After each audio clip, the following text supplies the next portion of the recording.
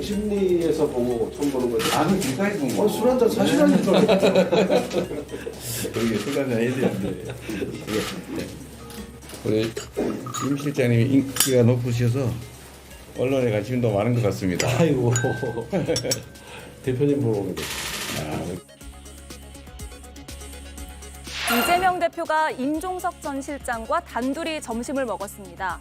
예상보다 분위기는 더 화기애애했습니다. 먼저 손을 올려서 적극적으로 포옹을 한 건 임종석 실장이었는데요. 지난해 총선에서 컷오프를 당하면서 이재명 대표에게 앙금이 남아있을 거란 예측이 있었는데 이렇게 반갑게 만난 겁니다. 다만 뼈 있는 말도 아끼지 않았는데요. 저는 개인적으로는 별다른 욕심이 없습니다.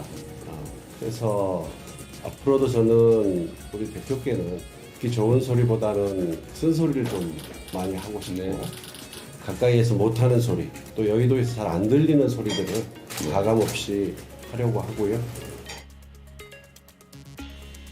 그러면서도 임종석 실장은 이재명 대표가 일명 비명으로 불리는 인사들을 차례로 만나고 있는 것에 대해서는 보기 좋다라고 평가를 했습니다. 비명 리스크를 일정 부분 해소하고 있는 이재명 대표는 앞으로는 자신의 사법 리스크와 싸우게 될 텐데요. 법원의 시간이 본격적으로 막을 올렸습니다. 네, 이재명 대표의 선거법 위반 혐의 항소심 선고일이 3월 26일로 잡혀 있습니다. 그 결과가 조기 대선이 펼쳐진다면 영향을 줄까 안 줄까 상당히 많은 이야기들이 오가고 있죠. 김유정 의원님 어떻게 보고 계세요? 우선은 2심 항소심에서 무죄가 나온다면 게임은 끝나는 거죠. 게임은 끝이다. 네. 그런데 이제 유죄가 나오더라도 당에서 이제 많은 분들 얘기하기는 공직선거법에서 징역형이 나오는 경우는 극히 드물거나 거의 없는 이야기거든요. 그래서 벌금형 아니면 아마 무죄일 것이다. 이렇게 많이 예상들을 하고 있어요.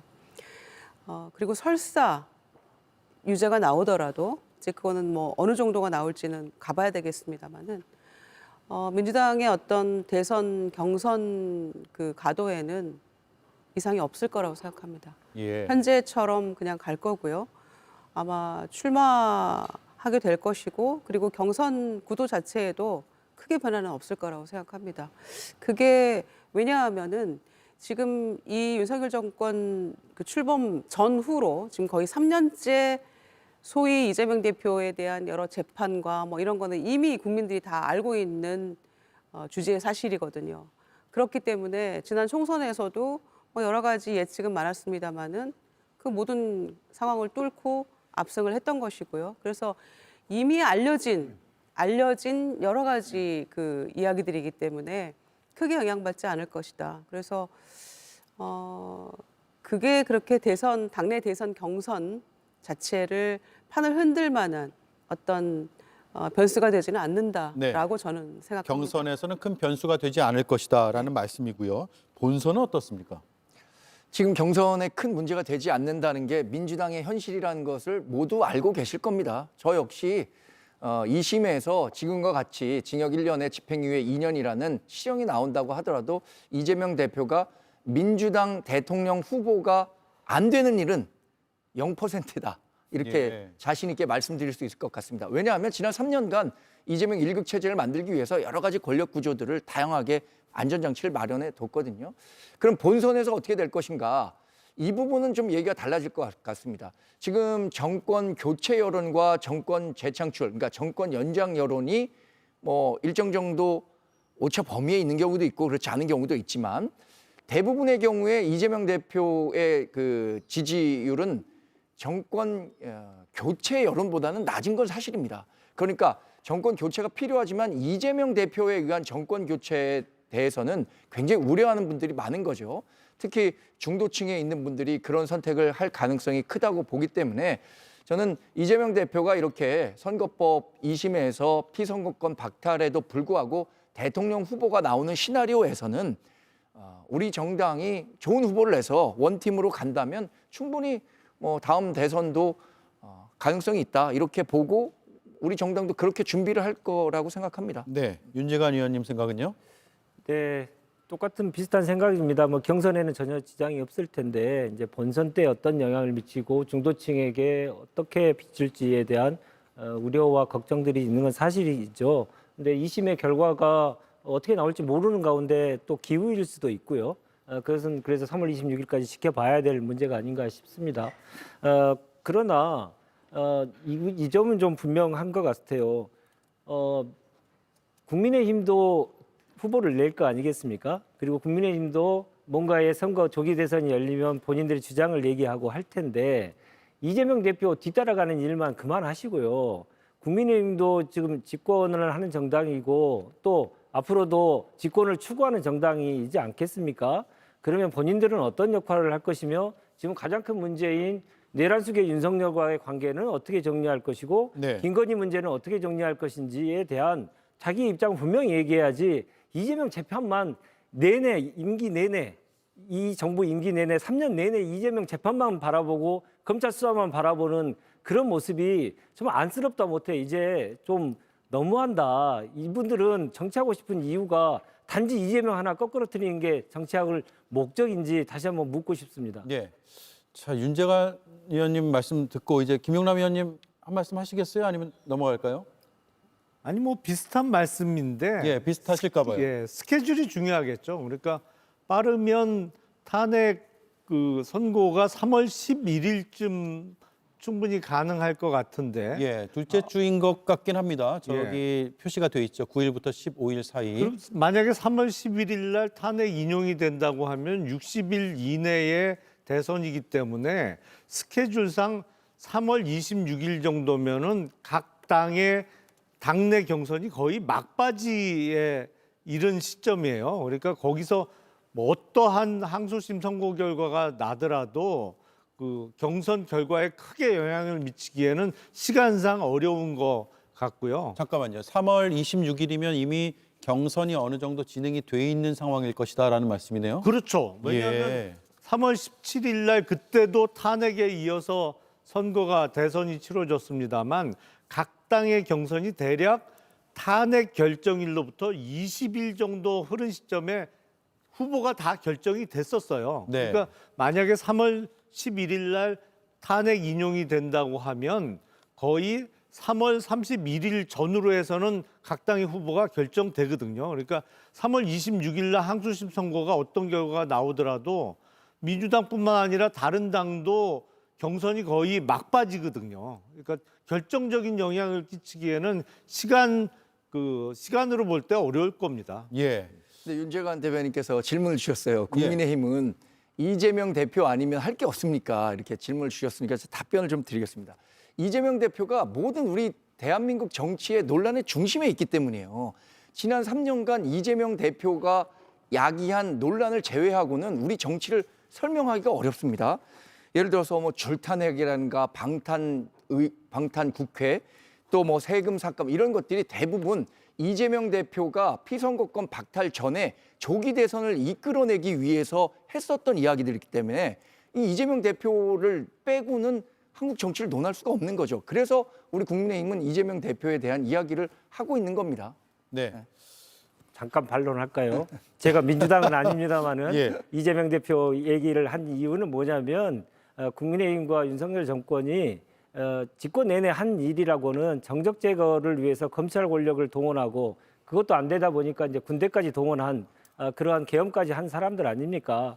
그래서 본인들이 진짜 다음에도 계속 정치를 할 생각이면 국가를 위해서 국민을 위해서 진짜로 무엇을 할 것인지에 대해서 이제쯤은 얘기를 해야죠. 왜 야당 대표 그리고 야당에 대한 얘기들만 계속하면서 본인들 얘기는 제대로 못하는 거 그 상황에 대해서 좀 부끄러움을 좀 느끼셔야 된다 이 말을 드리고 싶었던 겁니다. 제가 네. 좀 보태야겠는데요. 예, 보태고 나서 드릴게요. 예. 아니 지난 3년간 우리나라를 뒤흔들고 이 모양 이 꼴로 만든 거는 윤석열 피청구인 아닙니까? 지금 그것 때문에 우리가 여기까지 온 거잖아요. 그러니까 민주당이 이 윤석열 정권의 실정에 대해서 정말 국민들의 목소리는 빨리 탄핵해야 된다는 얘기가 이미 작년, 재작년부터 돌았지만 그래도 이재명 대표는 탄핵이라는 얘기를 이렇게 바로 올릴 수 없다. 우리가 신중해야 된다. 이런 얘기를 계속해 왔었거든요. 그런데 재무던 판 사람이 누굽니까? 불법 계엄을 통해서. 그런데 이재명 대표 때문이라고 하는 거는 조금 너무 어폐가 있는 말씀이다 생각하고요. 그리고 지금 피청구인 윤석열 포함해서 대통령실도 그렇고 국민의힘도 뭐 기각 가능성을 얘기하면서 복귀를 준비한다 이런 얘기도 나오고 있어요. 그런데 감당할 수 있습니까? 만약에 복귀하면 혼자만 복귀합니까? 김건희 여사도 복귀합니다. 1+1이거든요. 감당하실 수 있겠어요? 방금 좀 전에 들어온 속보에 따르면 명태균 씨가 오늘 창원지검에서 조사받고 있잖아요. 그런데 윤 대통령 부부가 김영선 전 의원뿐만 아니라 다른 사람 공천에도 개입했다라고 진술했다고 속보가 뜨잖아요.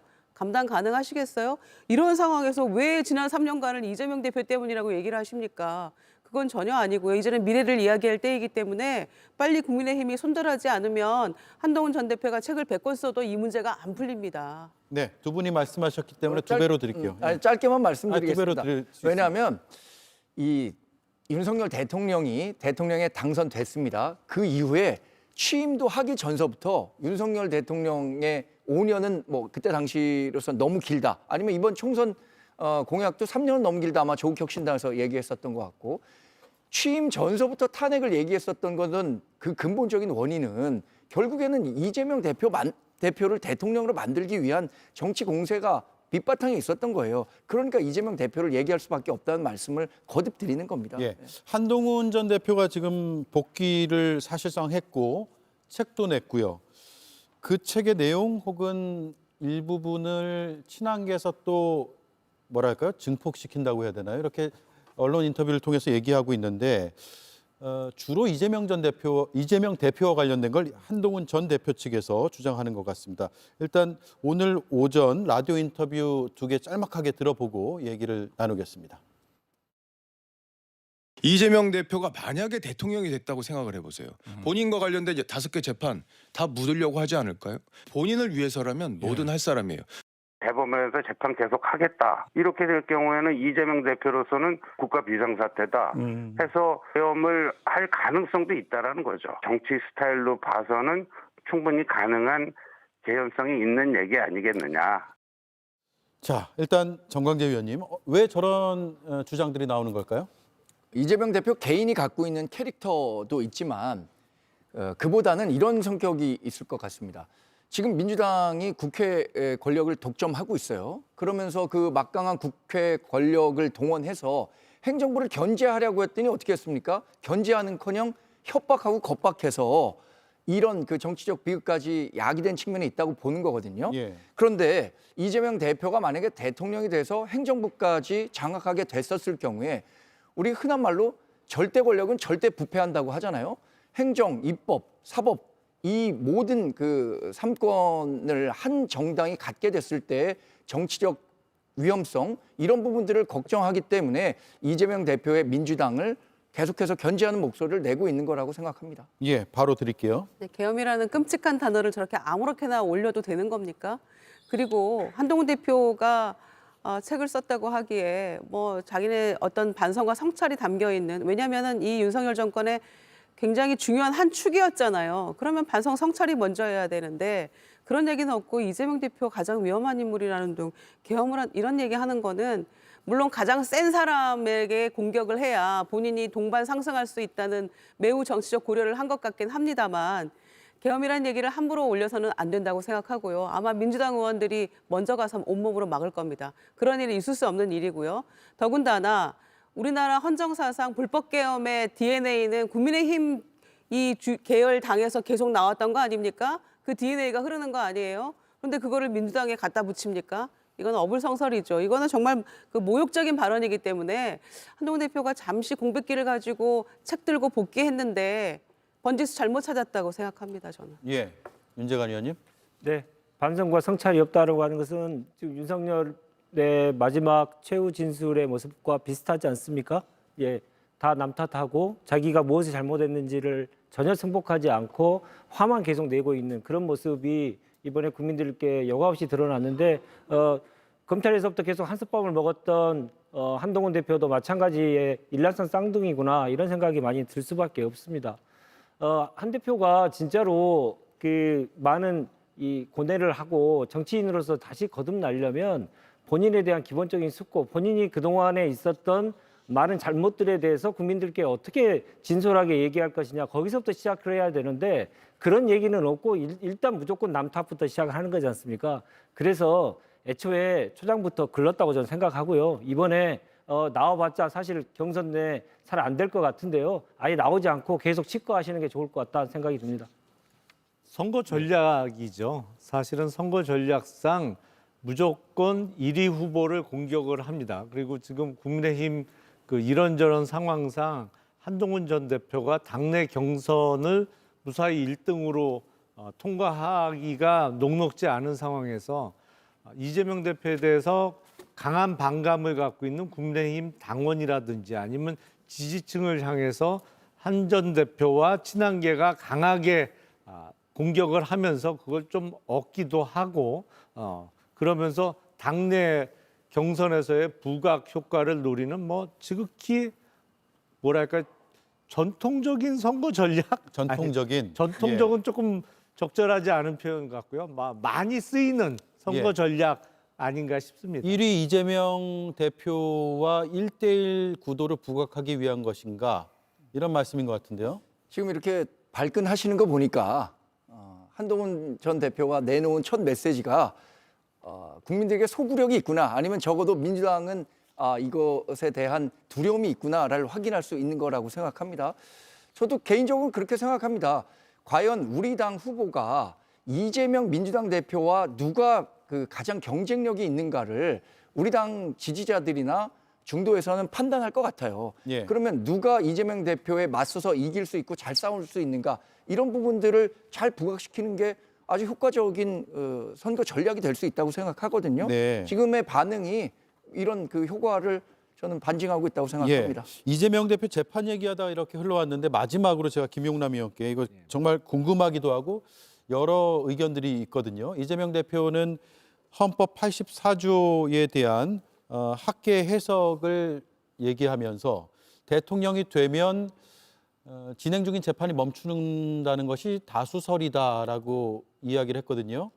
학계에서 어떻게 판단을 할까요? 이거는 정말 그 오로지 해석의 문제죠. 예. 우리 헌법과 법률에는 대통령의 불소추 특권만 규정되어 있지 이미 기소된 경우에 재판을 어떻게 해야 되냐는 명문의 규정이 전혀 없거든요. 그러니까 네. 순수한 해석론인데 불소추 특권을 헌법에서 왜 정해놨느냐? 대통령의 재임 기간 중에는 형사상의 문제로 신경 쓰지 말고 직무에 전념할 수 있도록 해주자. 그래서 내란과 외환죄를 저지른 경우 빼고는 기소가 안 되도록 규정한 거로 봐서 네. 뭐 어느 게 다수설이냐 보는 사람마다 입장이 다 틀려요. 근데 네. 제가 법조인의 한 사람으로서 제 의견을 말씀드리면 적어도 사실심 재판, 그러니까 1심과 2심의 재판은 정지되는 게 맞다고 봅니다. 네. 근데 피고인이 법정에 출석할 필요가 전혀 없는 대법원에서 이루어지는 거는 법률심이고 서류심이기 때문에 출석을 누구나 다 안 하거든요. 모든 피고인이. 그래서 법정에 나갈 필요가 전혀 없는 대법원의 법률심은 진행할 수 있는 거 아닌가? 저는 이렇게 해석합니다. 대법원이 판단하면 예. 된다는 말씀이네요. 예. 예. 자, 이렇게 정리를 하죠. 오늘 다양한 이야기를 다뤄봤습니다. 다음 시간에 또 뵙겠습니다. 고맙습니다.